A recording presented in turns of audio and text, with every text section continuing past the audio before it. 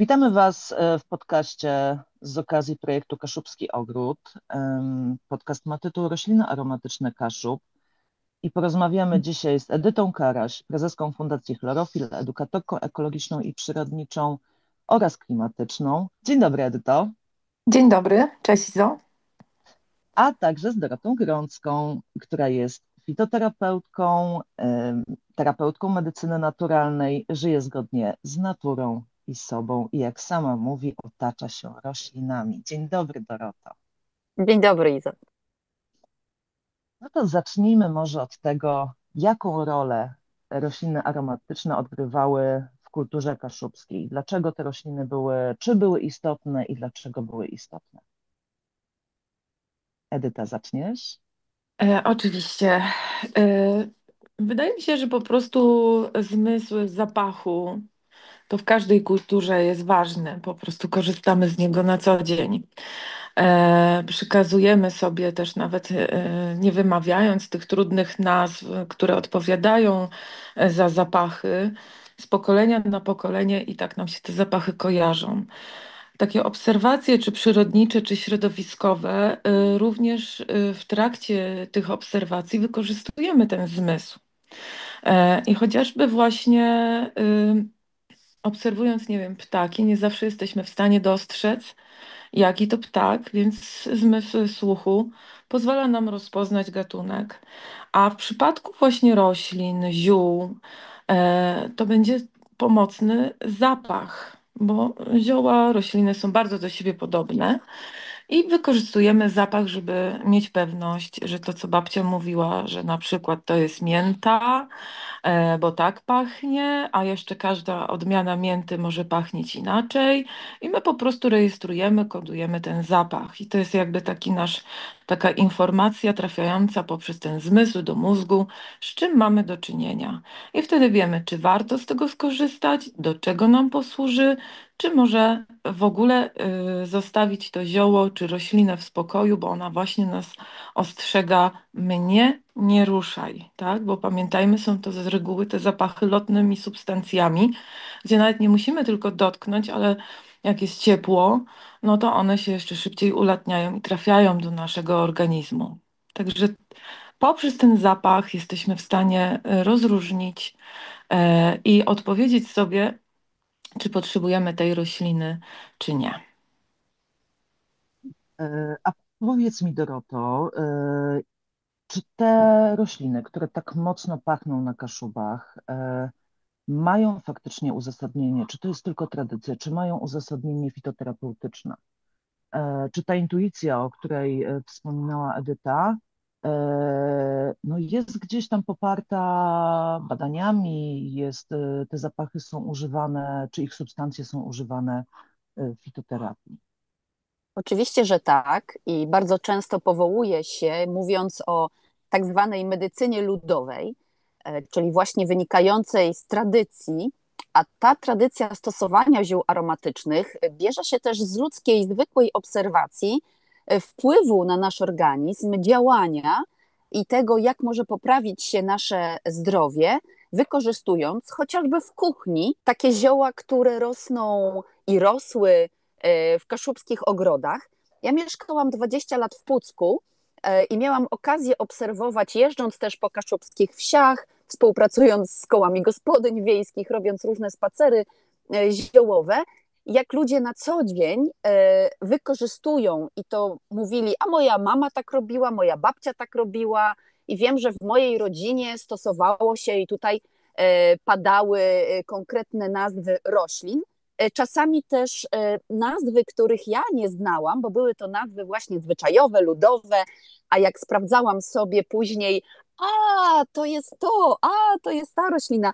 I na przykład na jednym ze spotkań w pewnym momencie pan wyjmuje tabakierę, bo z tabaką ja się spotkałam już za dzieciaka, bo mój dziadek stosował. I wciągnął nosem dawkę i ja oczywiście z zainteresowaniem zapytałam, a co jest w składzie tej tabaki? A on mówi, a jest tu jedno bardzo cenne zioło, które zawsze dodajemy i jest to marzlanka wonna, przytulia, o większych kwiatkach niż przytulia właściwa i ona nadaje mojej tabace i właściwie tabace kaszubskiej ten sznyt, taki, ten zapach. Nie wyobrażamy sobie tabaki bez tego zioła. I oczywiście tabaka to nie jest sam tytoń, tam jest sporo różnych ziół. Niektórzy Kaszubi to przekazują sobie receptury swojej tabaki właśnie z dziada, pradziada, trzymając to w tajemnicy, ale jak widzimy, tutaj tradycyjne stosowanie tabaki wiąże się również z oczyszczaniem zatok, ze stosowaniem przy odzyskiwaniu zmysłu węchu, wyostrzaniu zmysłu węchu, nie tylko przy katarze, ale też właśnie na co dzień. I jak tak zapytałam, to przy jakiejś konkretnej dolegliwości układu oddechowego, a pan tak na mnie spojrzał i mówi, nie, oczywiście, że dla zdrowotności, ale i dla przyjemności. No to jest bardzo ciekawe. Ja ostatnio miałam okazję odwiedzić wystawę, która mówiła o czasach zarazy i między innymi był tam pokazany strój lekarza dżumowego z tą charakterystyczną maską i w masce znajdowały się takie przyprawy jak cynamon, goździki, gałka muszkatułowa, szafran, olejek różany, ambra, mirra, laudanum, płatki róży czy kamfora. Czy jest tak, że ta tabaka kaszubska z połączeniem tradycji z zapobieganiem chorób układu oddechowego? Można powiedzieć, że stosowanie w ogóle ziół w kuchni to też jest zapobieganie. Dodawanie tymianku, bluszczyka, kurdybanka, jałowca do potraw to już jest zapobieganie chorobom układu pokarmowego. Oczywiście nie poszłabym tak daleko, mówiąc, że tabaka zapobiega wszystkim dolegliwościom układu oddechowego. Są osoby, które nie mogą stosować tej tabaki, osoby z przesuszoną śluzówką, bo są tam zioła osuszające, czyli właśnie będzie to zapobiegać takim katarom, można powiedzieć, nieżytom układu oddechowego, szczególnie u osób, które mają w sobie bardzo dużo wilgoci, czyli mają tendencję do takiego, można powiedzieć, zaśluzowywania organizmu, a patrząc na nasze odżywianie, gdzie jest dużo mlecznych produktów, słodyczy, chleba, miodu, gdzie można powiedzieć, ojejku, ale przecież miód jest taki zdrowy, trzeba jednak też pamiętać o jego nawilżających właściwościach. Moja babcia zawsze mówiła, że jeżeli masz suche usta, posmaruj miodem, od razu będą nawilżone. Tak? Więc rzeczywiście zioła mogą służyć zapobieganiu w dawkach, które właśnie temu będą sprzyjać. Jeżeli już chcemy leczyć jakieś choroby, to warto skojarzyć określone zioła z różnych grup, w zależności od tego, jaka jest potrzeba. A Edyto, powiedz mi, jakie zioła występowały kiedyś na Kaszubach, jakie występują obecnie i jakie zioła znajdują się w Kaszubskim Ogrodzie, który niedawno powstał w Kiełpinie. Dobrze, ale wiesz, jeszcze się podzielę pewną taką informacją, która dotyczy jeszcze tabaczenia tutaj. Ja nie jestem rodowitą Kaszubką, ale może z większą uważnością patrzyłam na to tabaczenie i chyba pierwsze zdanie po kaszubsku, jakie się nauczyłam, to telemesę zarzyc. I wiedziałam, że jest to jakieś takie przełamujące zdanie, żeby móc później dalej rozmawiać. I ostatnio właśnie w trakcie naszych warsztatów w Kiełpinie dowiedziałam się, bo były też panie, które poczęstowały mnie tabaką, no i była taka informacja, że a dlaczego ty nie kichasz? Ja mówię, no nie wiem, no bo w zasadzie zawsze się kicha. I dostałam kolejną informację zwrotną, że no wiesz, ale według naszych przodków, jak ktoś nie kichnie, to znaczy, że jest zamknięty na nowe. Czyli zblokowany jesteś i musisz coś puścić, nie? I ja sobie tak zaczęłam myśleć i nie będę się tutaj dzielić, do jakich dotarłam informacji na temat właśnie swojego stanu, ale trafili w dziesiątkę.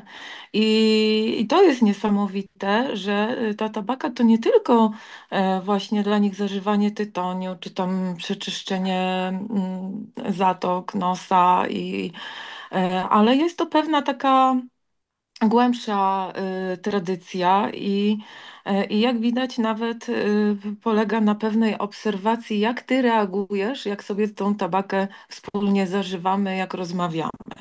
Jeżeli chodzi o rośliny, ja myślę, że oni są bardzo tacy tradycyjni w tym, co było i co jest. I jak ktoś prowadzi ogrody swoje, no fakt, no zasypani jesteśmy takimi nowinkami, tymi roślinami ozdobnymi, ale kaszubski ogród, pewnie jak i każdy ogród w całej Polsce, był kiedyś taki, że było tam wszystko, co było użyteczne.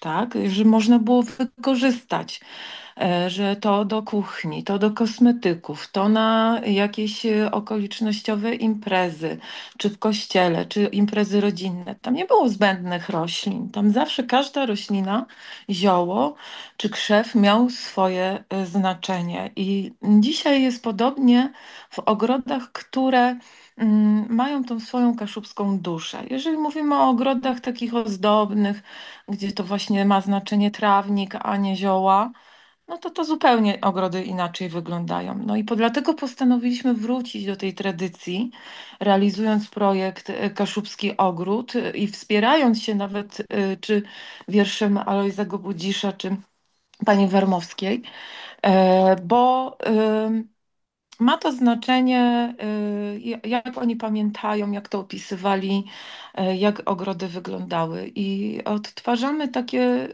staramy się tam mieć w ogrodach rośliny, no przede wszystkim użytkowe, takie jak zioła, które wykorzystywane są w kuchni, mięta, majeranek, tymianek, czy bylicę sadzimy, bo też jest wykorzystywana później, czy pion, czy tą naszą wykorzystywaną później w zielnikach, czy do okadzania, czy oczyszczania pomieszczeń.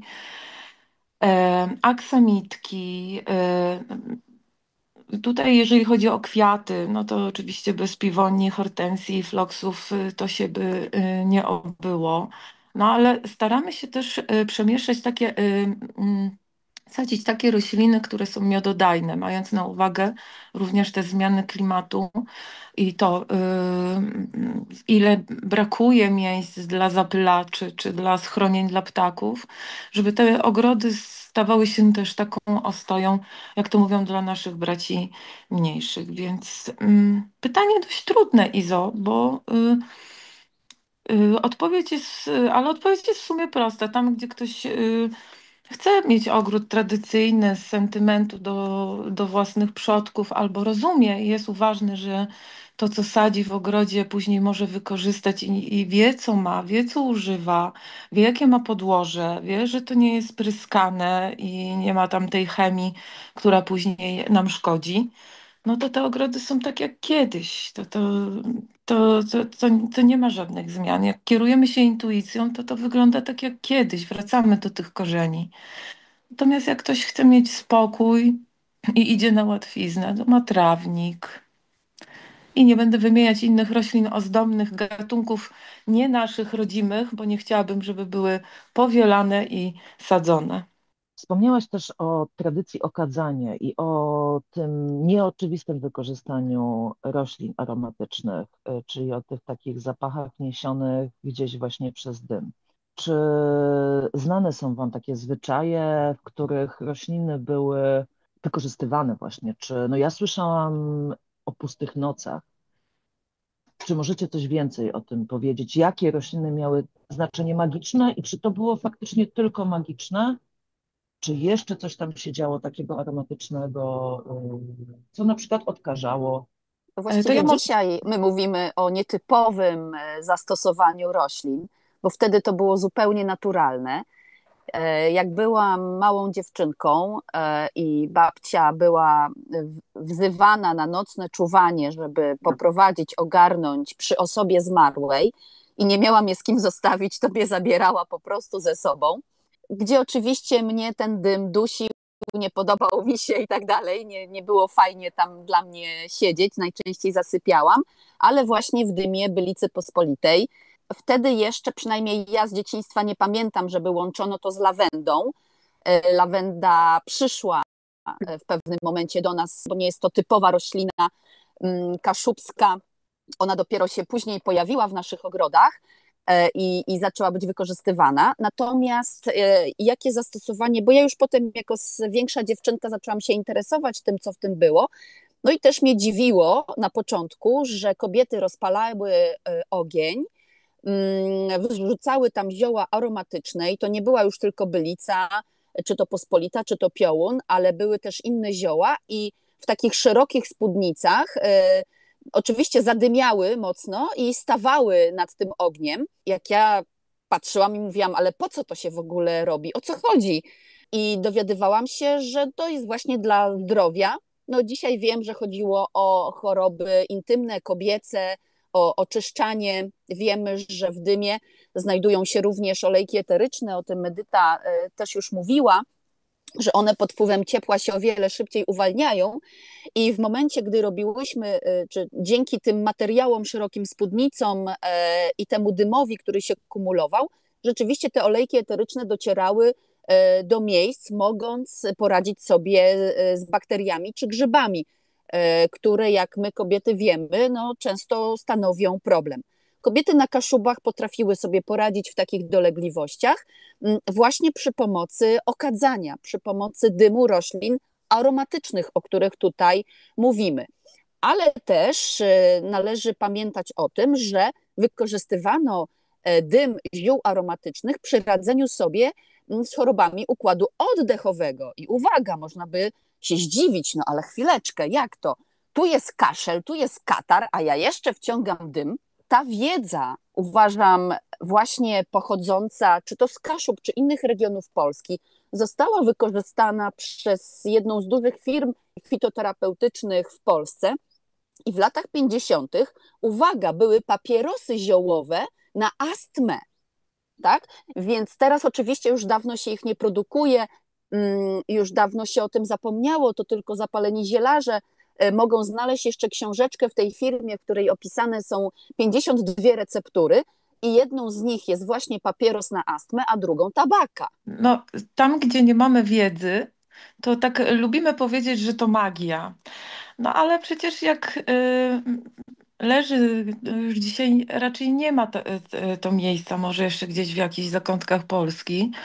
No ale jak zmarły, czasami kilka dni leżał w izbie, tak, najczęściej w drugim pokoju, no to też trzeba było zabezpieczyć, żeby tam much nie było, żeby nie było jakichś owadów, żeby nie było tych zapachów, które się później po śmierci wydobywają. Dlatego używano silnych ziół poprzez te lotne substancje organiczne, które się w pierwszej kolejności właśnie ulatniają i odstraszają muchy i się wieszało muchy, to co odstrasza, czy anginki, tak jak na Kaszubach się dowiedziałam, że geranium tu się nazywa mucha. No właśnie stawia się to przy oknie albo przed wejściem, żeby tych much nie było za dużo.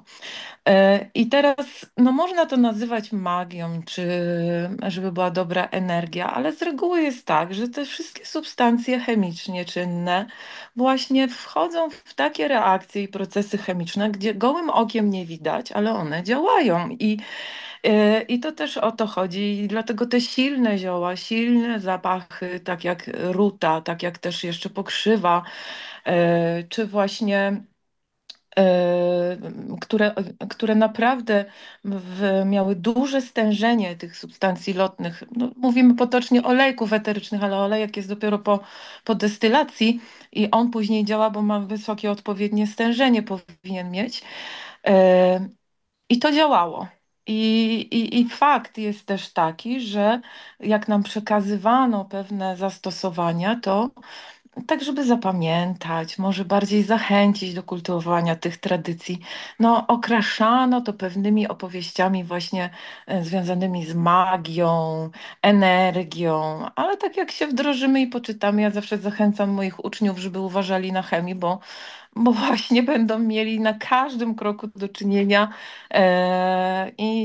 z pierwiastkami, substancjami chemicznie czynnymi i nikt nie będzie im mógł mówić o magii, bo oni będą mieć po prostu tą wiedzę. Ale wybór, wybór należy do człowieka, że tak powiem.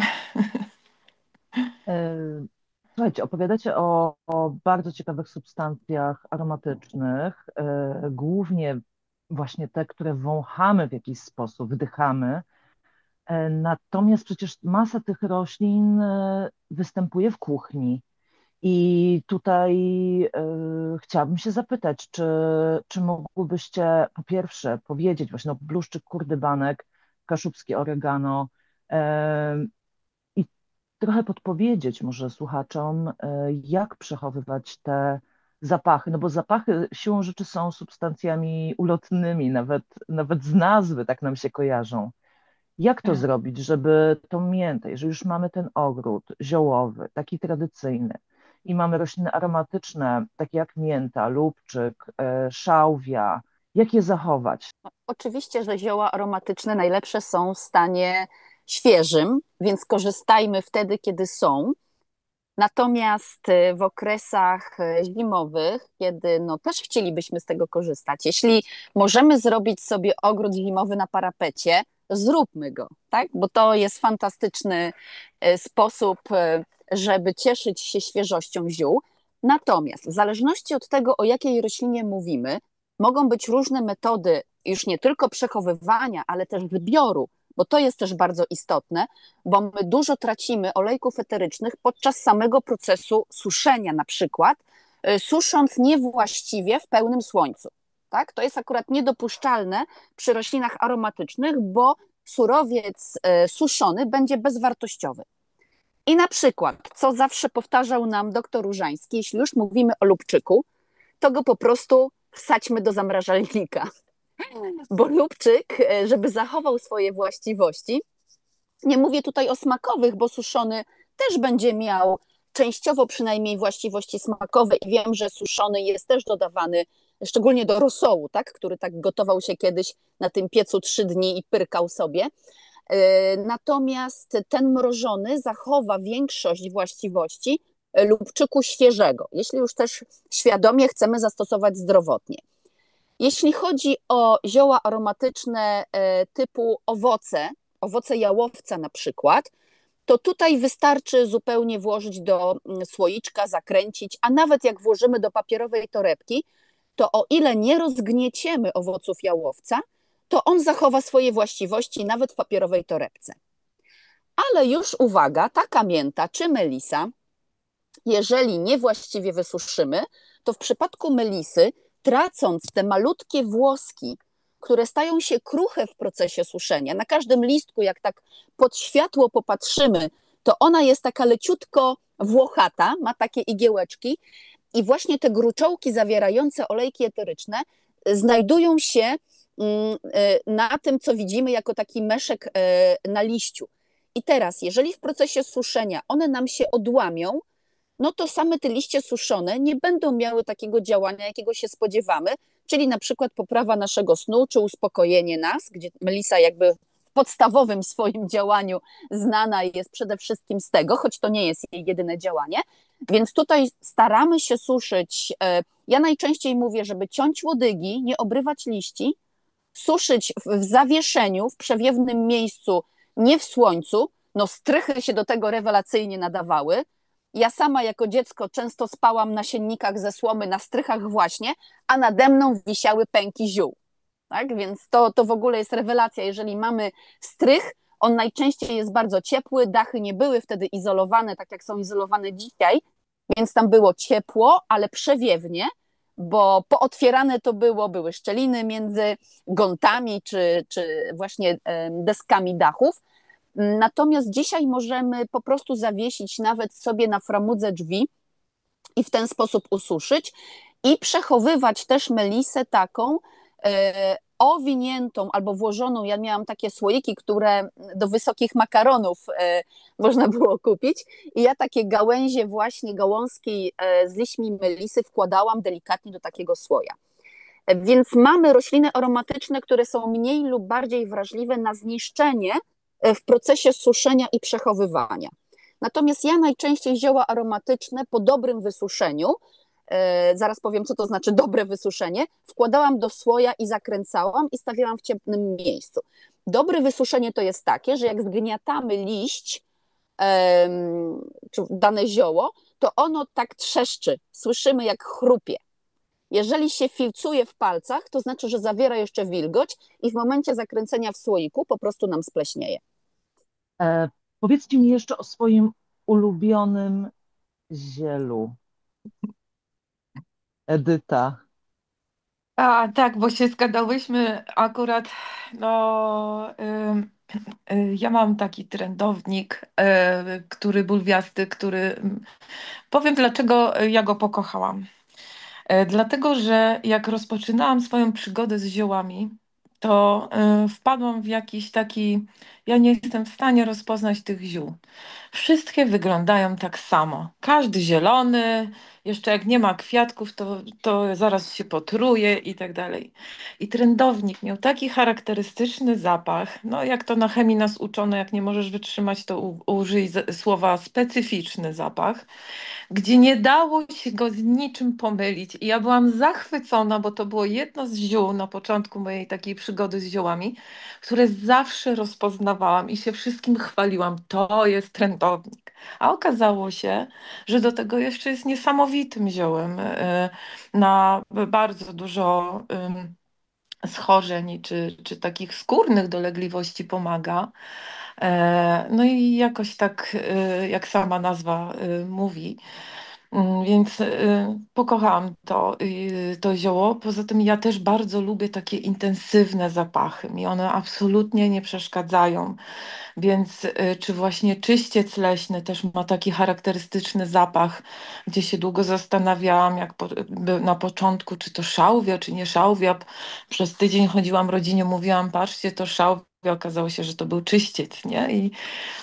I to takie przygody nasze. I tutaj chciałabym zachęcić wszystkich, którzy rozpoczynają swoją przygodę z ziołami, właśnie, żeby takie charakterystyczne wpadki, pomyłki, gdzieś śmieszne anegdotki, one powodują, że my będziemy pamiętać te zioła już do końca życia i się w ogóle tym nie przejmować. Na początku ostrożnie, no bo wiadomo, że nie zbiera się tego, co się nie zna, tak? Można poczytać, poszukać, nie zrywamy od razu. Mamy różne aplikacje, możemy sobie nawet odpocząć i przerysować to zioło, bo będziemy dłużej pamiętać, jaki jest charakterystyczny liść, czy właśnie ma włoski, czy jakieś kłujące igiełki i tak dalej, i tak dalej. Dlatego no, nie niszczymy siedlisk, nie zrywamy, bo nam się podoba, albo nie wiem, co z tym zrobię. Nie bierzemy całych kępów ziół, bo ładne, a później nie wiemy, jak to wykorzystać, no bo nie przerobimy takiej ilości tych ziół. Więc dlatego pokochałam to zioło, bo było na tyle charakterystyczne, że zawsze wiedziałam, że to na pewno on. I do dzisiaj To on. uwielbiam. Tak, ten trendownik bulwiasty. Pokochałam trędownika wtedy, kiedy pomógł mi przy pogryzieniach przez komary, bo trędownik rośnie najczęściej w lesie, często właśnie takim wilgotnawym, gdzie komarów Mhm. jest multum. Kto lubi pogryzienia, tak, komarowe, swędzi to jak nie wiem co. I wtedy się dowiedziałam, że o patrz, tu rośnie trędownik, łatwo go rozpoznasz, właśnie dokładnie Edyta po tym zapachu, no nie ma opcji, żeby się pomylić. Tak. I po prostu rozcieraliśmy ten liść tak, żeby się zrobił taki wilgotny, ale nie porozrywać i przyłożyć go w miejsca ugryzienia albo posmarować tym soczkiem. I muszę powiedzieć, że to działa błyskawicznie. Można właśnie bardzo fajnie na te problemy skórne, o których powiedziałaś, bo rzeczywiście to jest petarda, to zioło na problemy skórne do wykorzystania. Zbieramy liście, bierzemy te większe liście, takie bardziej z dołu i suszymy je. Ja suszyłam między kartkami papieru, żeby one zostały właśnie tak jak jest dłoń, to mniej więcej tej wielkości liście, taka mniejsza dłoń. I w momencie, kiedy potrzebowałam, bo na przykład coś się tam pojawiło na skórze, jakaś dermatoza, czy właśnie czy w mojej rodzinie, to wtedy się namaczało. Ja moczyłam najczęściej w soli fizjologicznej, ale to może być też woda źródlana. Chodzi, żeby to była czysta woda.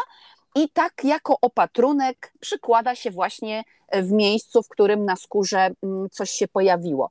Jeszcze z takich zastosowań ludowych, bo to z medycyny ludowej, to zamiast liści kapusty używano też na okłady na stany zapalne piersi. Zresztą nie tylko piersi, ale no głównie tutaj o tym się mówiło. Kobieta, która urodziła dziecko, zaczynała karmić, bardzo często pojawił się zastój pokarmu w piersi i tworzyły się wtedy nieprzyjemne dolegliwości. To trędownik świetnie sobie tym radził, a ja uśmiechałam się zawsze na widok tych kwiatków, które są takimi paszczkami lwimi, zresztą o pięknym bordowym kolorze, z takimi języczkami wystającymi, co bardzo przypomina mi też naparstnicę.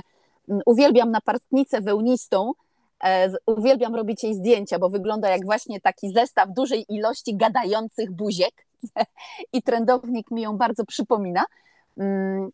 I zachwyciło mnie to, że w pobliżu właśnie trędownika, co miałam okazję obserwować we własnym ogrodzie i przytaszczyłam między innymi trędownika do swojego ogrodu i jak to bulwiasta roślina rozrosła się bardzo szybko i mogłam obserwować, jak pszczoły chętnie korzystają z pyłku kwiatowego tych roślin i moja sąsiadka, właśnie kaszubka chyba z iluś tam, nie wiem, pokoleń, jak zobaczyła, że mam trędownika w ogrodzie, mówi: Dorota, ty pamiętaj, obserwuj, za czym lecą pszczoły, nie?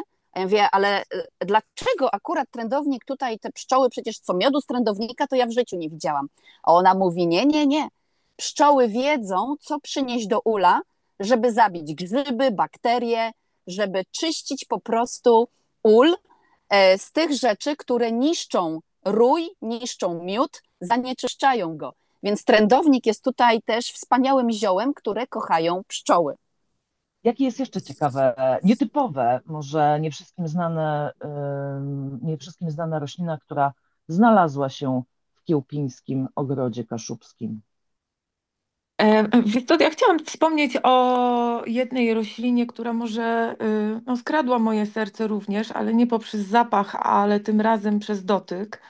Jest to taka idealna roślina sensoryczna, gdzie jest taka mięciutka, aksamitna, ale też i bardzo, bardzo miododajna, jak zakwitnie. I tutaj mówiono ciągle, powtarzano, jak ja się pytałam, jak się nazywa ta roślina, i mówiono: a to te jaglęce uszy, jaglęce uszy. No i ja tak chodziłam i szukałam po tutaj zielarskich sklepach, ogrodach, że ja bym chciała jaglęce uszy, jaglęce uszy.